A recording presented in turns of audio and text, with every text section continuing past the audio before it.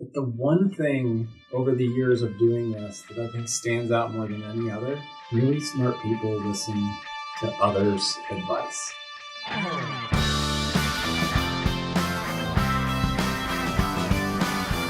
This is A New Angle, and I'm your host, Justin Angle, marketing professor at the University of Montana.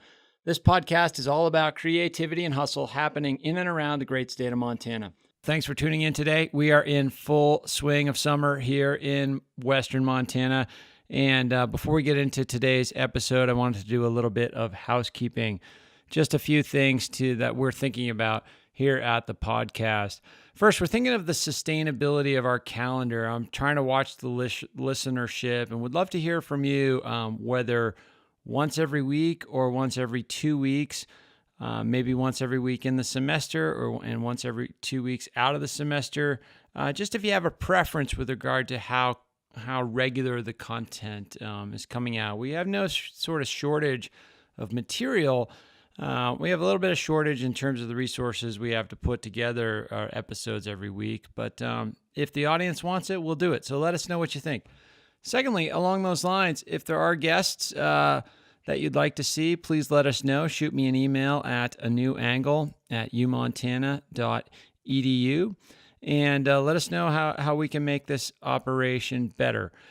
One comment that I've heard from a few people throughout the community is that there seems to be a bit of a core listenership that is pretty strong, pretty committed, and pretty interested in the show. But we're having a bit of a trouble breaking out of that. I mean, we sort of have hit a plateau in our listenership, and I would love to get to ask for your help in kind of breaking through that bubble, breaking through that ceiling, and getting some more people involved in the conversation. So another plea to get out there and share, rate, review, share the podcast on your social channels, tell your friends about it, tell your mom, grab her iPhone, help her set it up, all those things. I've set it up on my mom's phone and a few others. So give us some help growing the listenership. Okay, so enough self-promotion there. We're going to turn our attention to today's episode. Today's guest is Dave Glaser. Dave Glaser is the president of MoFi, formerly known as the Montana and Idaho Community Development Corporation. So they recently rebranded. They went from Montana and Idaho CDC to MoFi, and it's a lot easier to say. So we're going with MoFi here. But we talked to Dave about that, and in all seriousness, this was a really, really special episode in the sense that Dave and I talked about an issue that's been one that I've been reading and researching and just getting more and more familiar with, and that is bankability and this swath of the population that is just below bankability. Combined with that issue, and Dave and I get into this in the podcast in our discussion, is this notion, and it's counterintuitive, but how expensive it is to be poor, to be low income. And we get into the details of those dynamics in today's discussion. It's pretty poignant. And the work that MoFi is doing is really special because they are trying to get involved in that space and help people become bankable, whether it's to afford a new home. And they just need some help getting the down payment. The Home Now program is one that MoFi has recently launched, and it's been really successful. On the other side, they're also helping businesses that might not be bankable, that the bank just can't take a risk on, and people that don't have the network of friends and family to get them off the ground with a little bit of capital.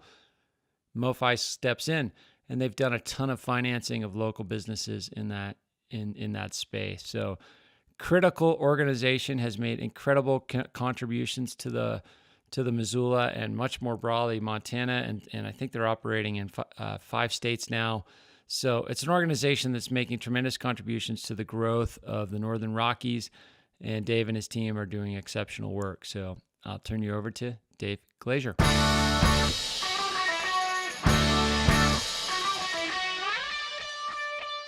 So I'm here today with Dave Glaser from MoFi. Dave, thanks for coming on the podcast. Thanks for having me. So MoFi is a relatively new organization in terms of its brand, formerly Montana and Idaho Community Development Corporation. That's a mouthful. Right. Takes a long time to say it. So I could see why you'd want to rebrand. yeah, So that became official early in May. Is that right? it did. And Okay. it stemmed from our expansion to new states. Yeah. It's kind of hard to stand in front of people and ever say Montana and Idaho CDC, but particularly if that person lives in Wyoming. Yeah, that's a tough sell. Yeah. Sure. So 7 states now, did you say? 5 states. 5 states. Yeah. Okay. But it started right here in Missoula, Montana. And so give us a little bit about what MoFi is all about. I mean, the basic idea, well, you tell me the basic idea. So the basic idea, the reason we exist is to provide responsible, flexible financing to people who are just outside of bankability, Okay. or to provide incentive financing for projects that otherwise wouldn't happen, in a economically distressed area. So Downtown Missoula, for example. sure. So individuals that, maybe just can't qualify for a traditional home loan, or businesses that maybe, the bank won't take a look at, or, they don't have angel friends or any of those things. That's exactly right. Yeah, so yeah. if you go to a bank and you're trying to buy a home, or you're trying to start a business, maybe it's a nonprofit that's seeking financing, Okay. and they can't quite get it done, that's where we step in. Yeah. Yeah. And so, With the long view that ultimately we're trying to help more and more people build wealth in their lives and then be bankable, right? Ultimately, not remain nearly bankable, but in fact get ahead. right, you try to grow them out of that category, if you will. Right. And so you guys have a hand in a ton of development in downtown Missoula, a lot of development that folks who are listening might not be aware of. Is that right? Yeah, so we've been in existence since 1986. Yeah. It was in around 2007 where we really started to be prolific in our activity. And That's interesting. That seems like a time when a lot of people became less bankable. He was right ahead of that, right? Yeah, we were pretty busy in 2008 and 9. But some large projects that stick out, the Poverello Center, Yeah. the Missoula Food Bank's new headquarters, the Garlington Northern Robinson building. We're a little part of the Mercantile Hotel downtown, as well as a bunch of small businesses, Main Street small businesses. Uh-huh. One of our more famous clients, Betty's Divine, Clyde Coffee. Sure. For a time, the Dram Shop. Okay. And so, helping these businesses get that really specific, the really key piece of financing that helps them get ahead and ultimately move away from us and onto a bank. That's why we exist. And what's a typical mechanism through which you help out these small Main Street style businesses? So we'll provide flexible capital, right? So Yeah. This is capital to the businesses that can't get it at a bank. Yep. And it's comes along with love. So each of our business loans comes with CFO for hire. Yeah. to help Okay. those businesses not step in the mud for the first 2 years. Uh-huh. So those first couple of years, whether it's a startup or not, you take on all that debt, and it's tenuous. It's hard running a small business, and so we're kind of a friend. Equity investors, they take a seat on the board. Well, we don't do that. Uh-huh. We take a seat in the garage next to the people that we help with our financing and go through their QuickBooks with them. Roll up the sleeves and make sure they're getting it done. Exactly right. Is there any kind of typical attributes you look for in one of these small businesses where you can know, okay, this is one worth betting on, and this is one worth, maybe giving them more coaching than money, or that kind of mix of interventions? There are a whole bunch of things, right? Yeah. But the one thing over the years of doing this that I think stands out more than any other, really smart people listen to others' advice. Okay. And people who are willing to at least hear what you have to say tend to be more successful than not. Right? Yeah, absolutely. They're pulling in advisors and helping them make decisions because none of us has all the answers. And successful entrepreneurs, business owners, people generally who aren't afraid to listen. Yeah, and it would seem that you can sort of identify that fairly quickly with somebody if they're sort of intellectually curious, willing to learn, or if they're fairly rigid and think that they have it all figured out. That's exactly right. It's a key part of our underwriting for small business loans. Yeah, for sure. And some of the bigger projects, some of the real estate projects, like you mentioned, like Garlington Lawn Robinson building, that's a huge project. What is sort of it can't be just you guys alone financing that. No, Like, so, how's that work? The way that works, that's new market tax credit financing. Okay. You get the tax credits, sell them to bank investors, and then take the proceeds of that sale and put it into the project as a subsidy to help make the project happen. Okay. And GLR in particular here in Missoula, this was back in 2009. Stuff was not going really well. Uh-huh. And so their decision to stay downtown was a big deal for downtown Missoula. Yes. Their decision to add retail on the ground floor was a very big deal. Their decision to ultimately sell their building to the county. These were all things that are incredibly, their old building up in Newen, incredibly important to that low-income area and economic vitality. And I'll never forget, I was at a presentation the following year by the Bureau of Business and Economic Research. Uh-huh. And Paul was giving his talk about the economy. And it's rare that economists are really, really frank. Often they are obtuse with their language, right? Or no at least, offense to economists. yeah, or at least very qualified. Very qualified, right. And Paul was talking about how bad it was. He said, I don't have any good news for you today. Right. Except one thing. And that was that non-residential construction this year remained flat in Missoula. And he said there's one reason for that, and that's the Garlington Lemon Robinson building. And I just remember thinking to myself, that those are impacts, right? Like or construction jobs as a result of these projects, but it's not the main driver of that project for us. And I just remember thinking, man, that's important. Yeah, absolutely. That's a lot of families who had income at a time when lots of people did not. Mm-hmm. So anyway, it was a good moment. Well, and much more than just the moment. I mean, that's sort of an inflection point, if you will. Like a project like that doesn't go and the downward trajectory maybe continues. A project like that goes and it changes the whole scope of what downtown's about. Yep. And other people maybe think, oh yeah, let's build in downtown and let's make our building really nice for Center State Bank and New Merck Hotel and then the student housing. I mean, anybody walking around downtown Missoula right now isn't thinking times are tough. I mean, gosh, it's transformed. Just I've lived here 6 years and that whole corridor it's amazing. We have one of the better downtowns in the whole Northern Rockies. Yeah.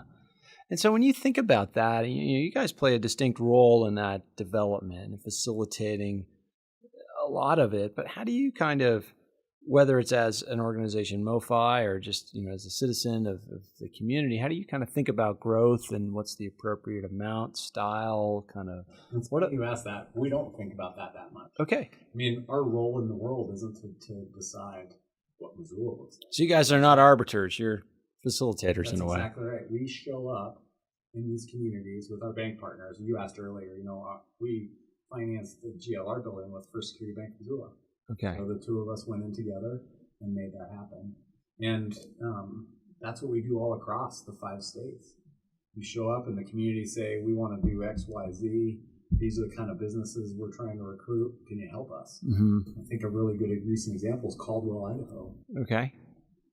And Steve Foltz, he runs the economic development there, and he called me one day and said, why don't you come over and give us a talk? And I talked to him about what we do, and 5 years later, we've now invested almost $50 million in Caldwell, Idaho. Wow. Making these things happen for them. They wanted more manufacturing jobs. They set aside a business park specific to it.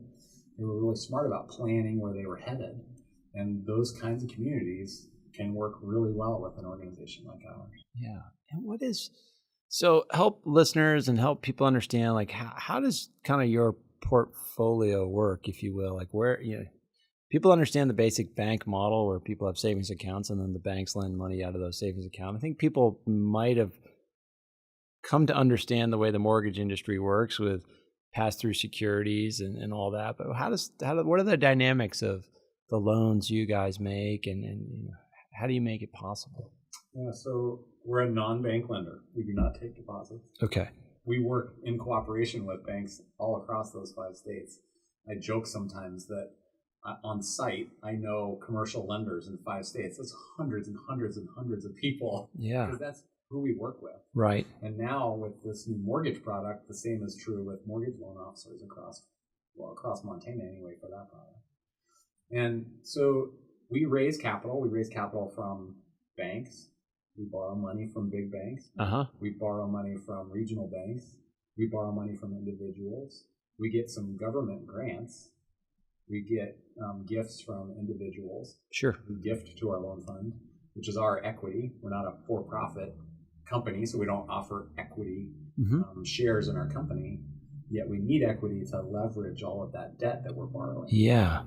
And so we do that, put all that money together, and then we turn around and we find opportunities all across those 5 states where people are just outside of what a bank can do. We can use our money to help get them to Bankable, and then they pay us off and we move on to the next thing. Over and over and over again. Yeah. And so what is the typical duration of an engagement? For small business lending, it's about 26 months. Okay, so relatively quick. Yeah. They're either going to go or not go. Our job is to make them bankable and move on. Yeah, and that kind of aligns with a lot of the new thinking in startups, the lean startup, fail cheap, fail fast kind of, kind of ideology, and at least how we're coaching young entrepreneurs. It probably aligns with how you're kind of coaching as well. Yep. And we're helping them with the small business loans. We're helping them focus on the 3 things that, in our experience, matter the most. And that's your accounting, okay, marketing, and your general management. So signing contracts, leases, these are the places where businesses go to die if you do them badly. And so we're helping businesses not do those big mistakes in the first couple of years and then become bankable. What are some of the sort of typical pitfall mistakes that you see or you try to help people avoid? The big thing in accounting is understanding how important to get the data in correctly is. Okay. And then running financial reports and just managing to them. So we'll sit down and talk through what that looks like and help.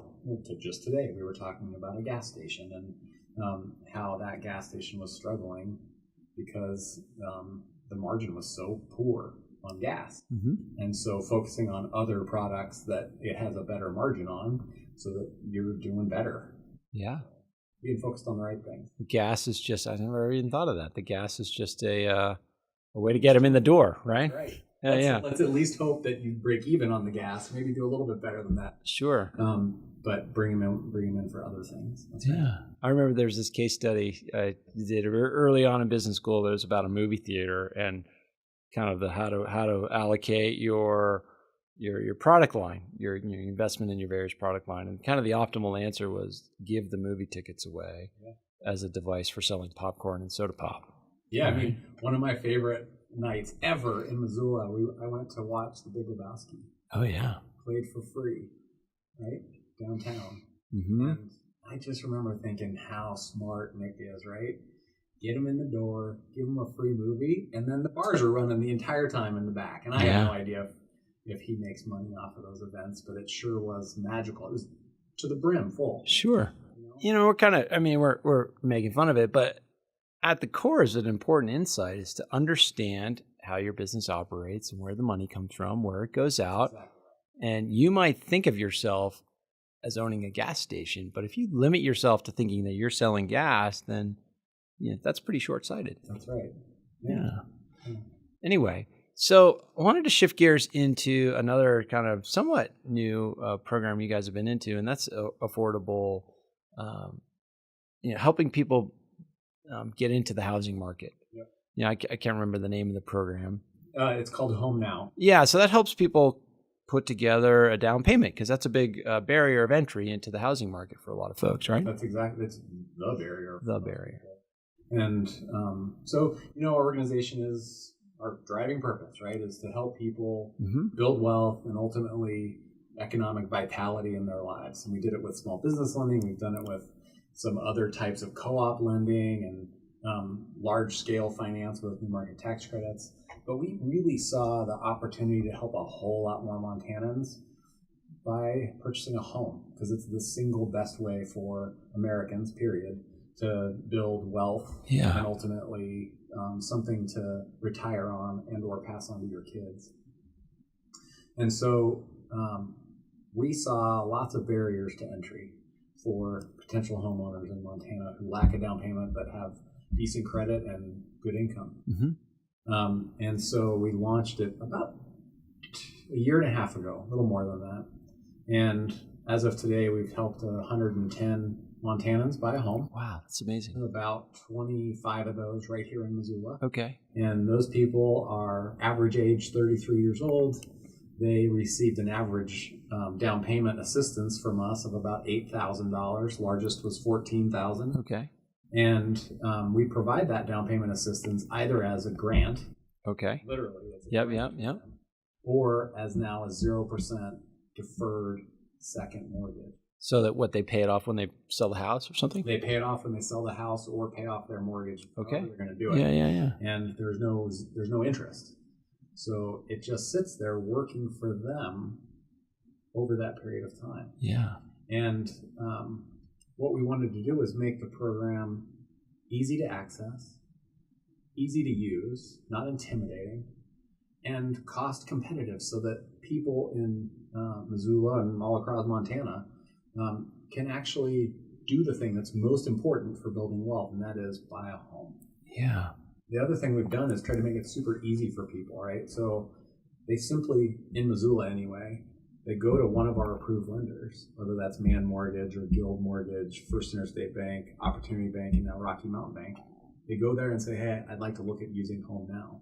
Okay. And the fun thing for me, as just as a person, right? It's my job to do this, but my children's teacher used it. Oh, wonderful. Thank you note. I never told her about it. Yeah. And she sent me a thank you note. And then my friend who works at the Trailhead used it. And over and over and over again, I started realizing how many people are in this position. Yeah. And how much impact this product could potentially have on thousands of Montanans. So it's a good moment for me. Yeah, when you think about it, I mean, the real estate market here, and I've lived in other areas where it's similar. It's like the difference between a mortgage payment and a rent for a similar property is not that much. Oftentimes you're upside down. Yeah, exactly. And so, yes, the down payment is in many cases the barrier. Yep. Yeah. So ours is up to 5% of the loan amount, which can be a significant amount of money. Yeah, and that highlights this notion of of bankability and people who are bankable and not. And I've been doing some reading on sort of income distribution, wealth inequality, racial income gap, things like that. And one of the things that is sort of salient is how expensive it is to be lower income. And it's sort of a pithy way of saying it, but there's a lot of costs that people who are poor have to incur that people who do have a bank account or have a higher degree of wealth do not. And things like, and we were talking about this earlier, things like if you don't have a bank account, you have to go to Missoula Water and pay your water bill in cash. And if you have to do that, like think of all the other utilities you have. And you have to take time out of your day, whether it's your lunch break or you got to take unpaid time or all those things. Those sorts of things stack up and have costs in terms of stress, in terms of time, in terms of potential income lost, all these things. So do you guys think about that role? It's part of your mission in a way, but like how does that kind of come through in the culture of your organization? Yeah, it for sure is a part of our organization's mission. That is helping people. It's stated differently than our mission, but helping people become bankable, right? Yeah. To not have that extra work or the very, very expensive financing you might get from an online lender. Mm-hmm. Having our customers access more flexible and responsible financing, so that they can move more quickly to a bank rather than less. And if you think about the Home Now part, the Home Now product, so they go to a bank. And the bank says, yes, we would lend you a mortgage if MoFi provides the down payment. Okay. Right? Yeah, so you have that partnership again. It's a perfect marriage of our organization and lending institutions helping people because they want to help. These lenders really do want to help. Yeah. And they don't want to have to say no to people. They want to help more. And this is it's just fun. I just came from a lender's office right before I came here. Okay. You can tell they're like, oh man, this is awesome. I get to give choices to my customers. Mm-hmm. You can choose to have instant equity, or you can choose to have a lower monthly payment. Right. Home Now. So it's fun. Yeah. And it's doing an incredible amount of good in the world. I guess I didn't expect that. When I first got into finance, the level of good that I would get to be a part of with my colleagues at MoFi. Yeah, so let's get into that a little bit, Dave. Like what was your entry point to this organization, and kind of what led you to, I just sort of used my personal story as a bit of an aside, or as an entry point here. I got an undergraduate finance degree, and all my classmates were going to Wall Street. That is what they wanted to do. I knew I liked finance. I knew Wall Street wasn't for me. So, you don't have the typical finance job. How did you get to this seat? Nor do I have the typical finance background. I was recruited by an alumnus of the MBA program here. Okay. I work at that time it was called MCDC. Uh-huh. And her name's Heidi DeArmond. Mm-hmm. Yeah. And Heidi recruited me to come in and work as a partner to her to grow this company that we saw lots of potential for doing good across a much larger geography. So back then, in 2007, we served 4 counties. Okay. Yeah. And we served those 4 counties with about $5 million under management. And we saw that there were lots of nearly bankable people all across Montana, ultimately Idaho, Wyoming, so the whole geography. And we set about growing the organization. So I came to MoFi as a catalyst for that growth. Okay. Heidi recruited me because that's what I was good at previously. Yeah, what were you doing before that? I worked for a company here in Missoula called Rithron Associates, an aquatic macroinvertebrate consulting. Oh, wow. Yeah. It is a big switch. I worked for science firms. And I haven't looked back. I never thought I would end up working in finance. Yeah. Any of my friends that you might meet would think there's no way we would have thought he would have ended up in finance, but it is a really good fit. So. Yeah. Interesting. So tell us about this new market tax credit program. So what exactly is that? How did it come to be? And how does it fit into the way you guys kind of create opportunity for? So when you look at all of our products involve finance. And some of the finance is directly to a Montanan or a Missoulian business. Okay. Some of it is indirect with our down payment assistance so that they can get a mortgage from a lender. And then we have tax credits. With the tax credit financing, what we are trying to do is incentivize a company to do something it otherwise would not. And in the case of new markets, often that is either creating jobs in low-income areas, uh-huh. or providing direct services for low-income people. So right. In Missoula, you look very clearly, when we're providing direct services, we financed the Poverello Center. Uh-huh. And the Poverello Center is helping low-income people, emergency homeless shelter. Mm-hmm. And then in the case of Garlington, it was about creating and maintaining jobs in the downtown, the low-income area, one of the low-income areas of Missoula. And so we've financed manufacturing companies. We have financed health clinics all across the state. That is what we're trying to do with this incentive rate financing. Okay. To the tune now of about $430 million. Wow. Across the last 10 years. Wow. Across all the states? Idaho and Montana. We're working on some projects now in Wyoming. Yeah. And so, as you guys sort of, that's $430 million of investment that wouldn't have happened without the new market tax credit financing. So we're bringing some extra money to the table that then pulls in the other 80 to 85% all of a sudden, right? Yeah, it's not really an either or, right? It's like what we talked about before with the Garlington Lon Robinson building. If that doesn't happen, continue downward trajectory. But if it does happen, like all these other things layer on top of it. So the work you're doing is so important in that sense. And do you guys do any kind of analysis as to, it's $430 million, but like what are the net returns to that over time? Or is that? We do impact studies of our work. Yeah. And project specific. Okay. At the time of, and then at 10 years, we look back. And we actually had a professor from the university here help us do a longitudinal study of our impact over 30 years, Helen. And there was another professor actually from the university that helped us do something quite remarkable. That was Keith Jacob. Uh-huh.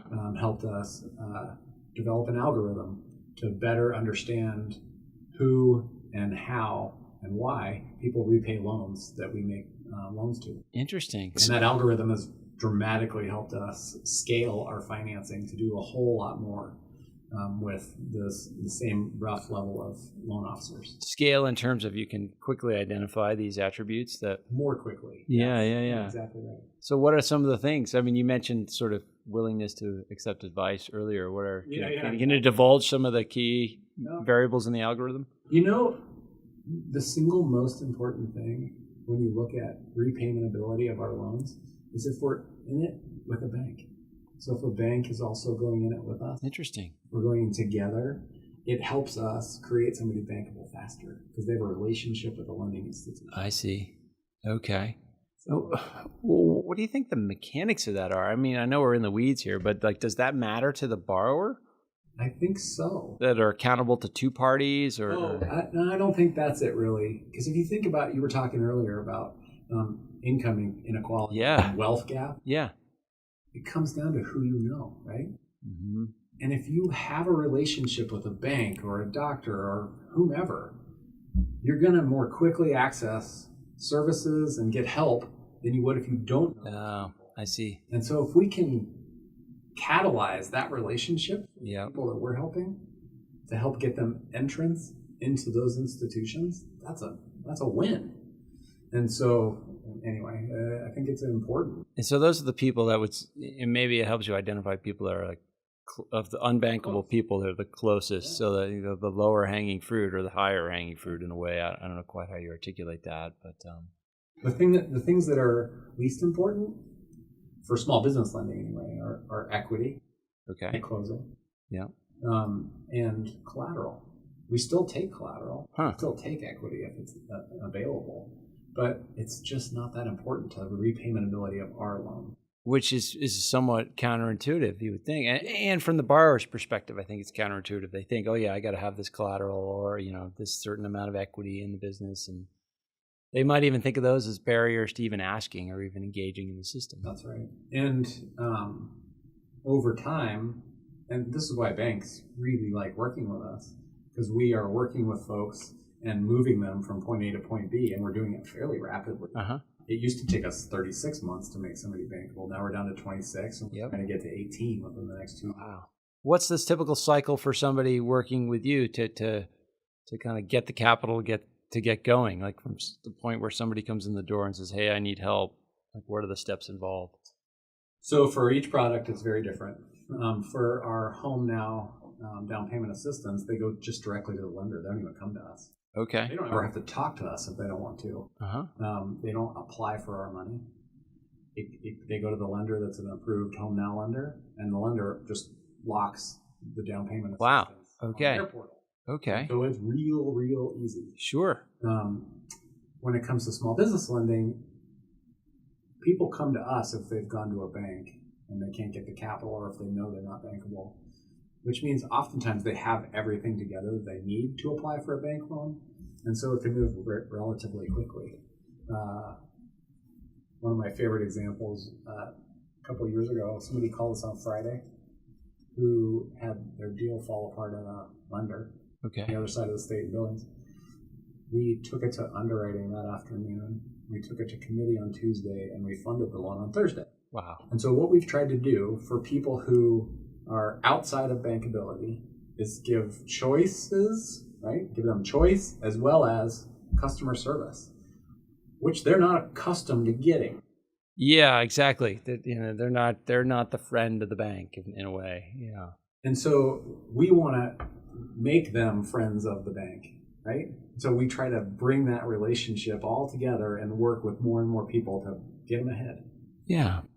You guys find that in your work you end up working with different ethnic groups, different genders? What are the kind of are there various groups, disadvantaged groups that you try to target, or that you end up consuming your services more than others, or how do you approach that? Good question. So we don't target groups per se. Yeah. We provide capital to people that are outside of bankability. But what that looks like in the Northern Rockies is the people who have a harder time getting bank loans are women, are minorities, and in Montana, that's primarily Native American. Yeah. They're rural communities, people who live in rural places. There are people who live in low-income neighborhoods or are low-income themselves. Those are the 5 groups that we see pretty consistently having a hard time getting financing, getting bank capital. And there are years where we see as much as 98% of our lending going to those groups of people, predominantly. Yeah, and is that both through the Home Now and through small business types of engagement? Is a little early yet. Okay. We've only been doing it 18 months. Yeah. But yeah, what we are seeing is, interestingly, 50% of the people using Home Now are single. Interesting. Yeah. I did not expect that. Huh. Lots of them are teachers. Lots of them are people who work for the city. Yeah. Police officers, firefighters, healthcare workers. And that's a growing problem in many communities. I lived in in the Bay Area for a number of years, and this was in the late 90s. It's sort of the first wave of the tech boom, and there was this big concern about, hey, these places are growing wealth so rapidly that critical constituents in the community are being priced out of the marketplace. Teachers can no longer afford to live in the towns in which they teach. Police officers, the same. Mm-hmm. Service workers in that area. So the mechanism you're describing seems like a great way for communities to keep key constituents, key members of the communities living inside its boundaries. That's exactly right. I mean, the employers, I've given talks at some major employers, because those employers really, really want their staff people to have access to homeownership. Right. Because it is nothing but good for their workforce. Mm-hmm. So I've given talks at hospital systems and Walmarts and Lowe's, staff meetings about using Home Now to finally afford a home. Right. And so as you guys look forward, I mean, you've done this rebranding and you've expanded into multiple states now. And what's kind of on the horizon as president of the organization? What are you kind of thinking about in terms of the next 5 years, the next 10 years for MoFi? Let's go 10 years, right? Yeah. Let's dream big. What we have done to date over the last 10 years is make sure that, starting in Missoula, right, that the people in Missoula had access to the kinds of financing they needed to get it. Mm-hmm. Right? And as we expand, there are places where we're realizing, hey, they need a different kind of financing here, right? And so long term, I've lived all over the American West, from Tucson to Missoula, or in between. And the Rocky Mountain West is a unique place with unique attributes and unique struggles. Uh-huh.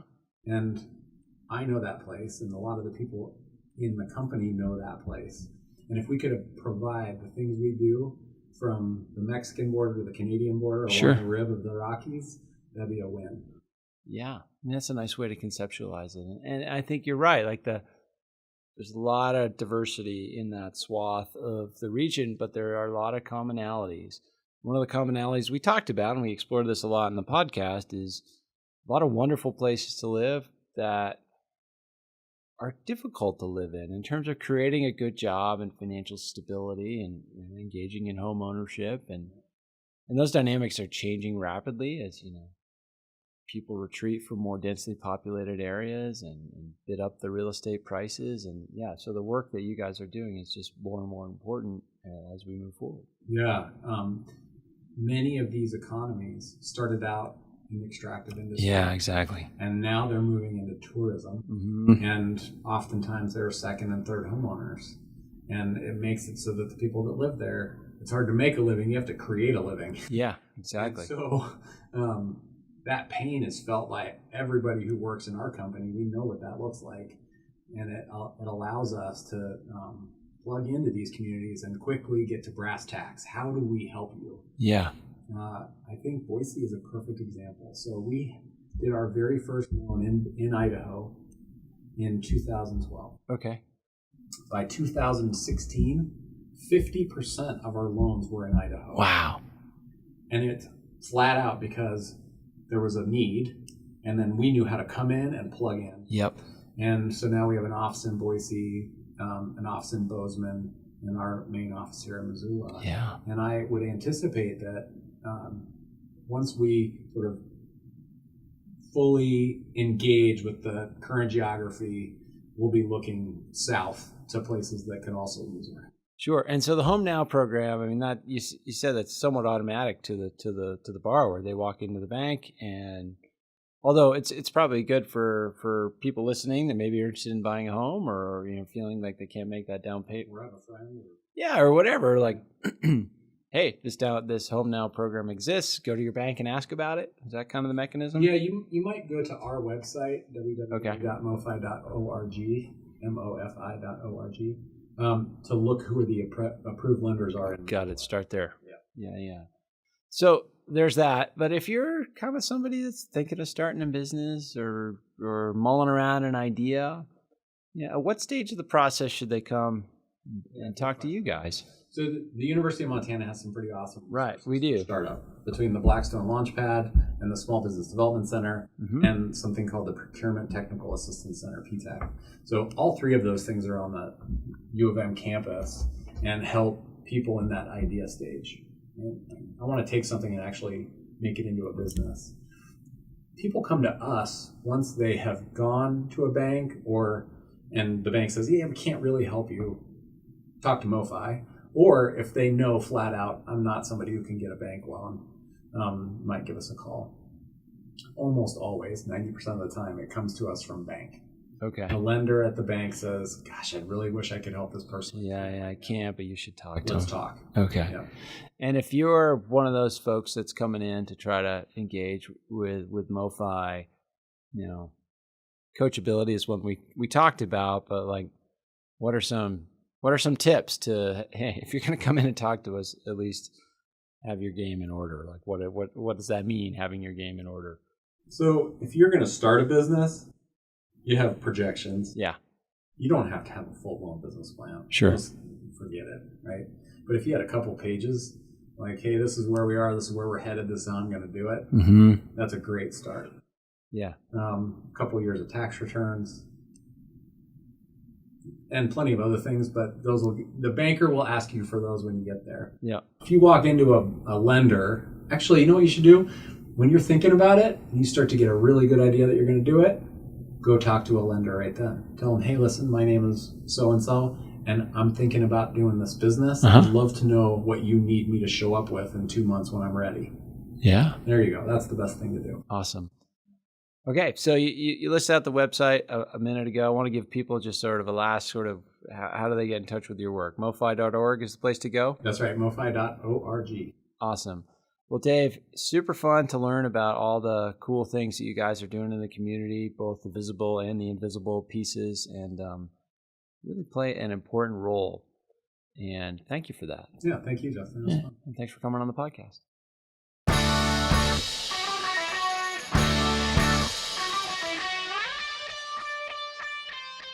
All right, hope you enjoyed that conversation with Dave. And again, check out Home Now if you're in that category of folks that are trying to claw together enough of a down payment or having trouble doing it to get into a home, or if you got a business idea that's clunking around in the back of your brain and you want to make it a reality, these people can help, and this organization can help. So check them out. Next week, we have somebody you might think of as somewhat of a polarizing guest in this community, and that is Kayla Spaller, the UM beat reporter for the Missoulian.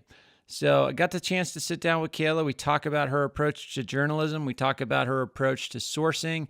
We talk about the role that the Missoulian plays in this community, Western Montana, its relationship with the university. Try to pin her down on her thoughts for the enrollment struggles and the effect of the sexual assault scandal here at the University of Montana. So far-reaching conversation.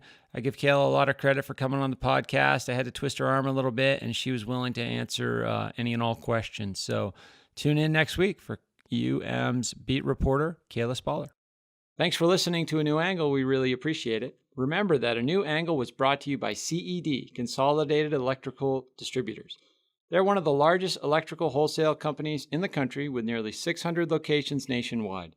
CED is a privately owned business-to-business company that distributes just about every piece of equipment to keep your lights on, your energy flowing, and your lifestyle comfortable. CED is also an important employer in Missoula, and they have a keen interest in the University of Montana graduates.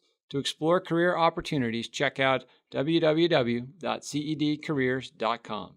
Moving forward, if you have any suggestions for guests, cool people doing awesome things with creativity and hustle, please let us know. And if you enjoy this podcast, there are several ways you can support it. First, rate us on iTunes. Ratings help others find the show. Second, write a review. The more reviews we get, and hopefully positive ones, the more we can grow. And third, please just tell your friends about it. In addition, you can support A New Angle financially. For information on sponsorship opportunities, please visit our website, www.business.umt.edu/anewangle. There you will also find a link to support the pod. Before we go, I'd like to thank a few people for making this project happen. First of all, Elizabeth Willey, Communications Director here at the University of Montana College of Business. I'd also like to thank recent graduate Michelle DeFluke and our fabulous interns Savannah Sletton and Max Gibson. And a special thanks to VTO for providing the show with music. Finally, thanks to my producer, Stefan Borsom. If you have any questions, comments, concerns, insults, whatever, please email me at anewangle@umontana.edu. Help us spread the word and be sure to use the hashtag #anewangle when you do. Thanks a lot and see you next time.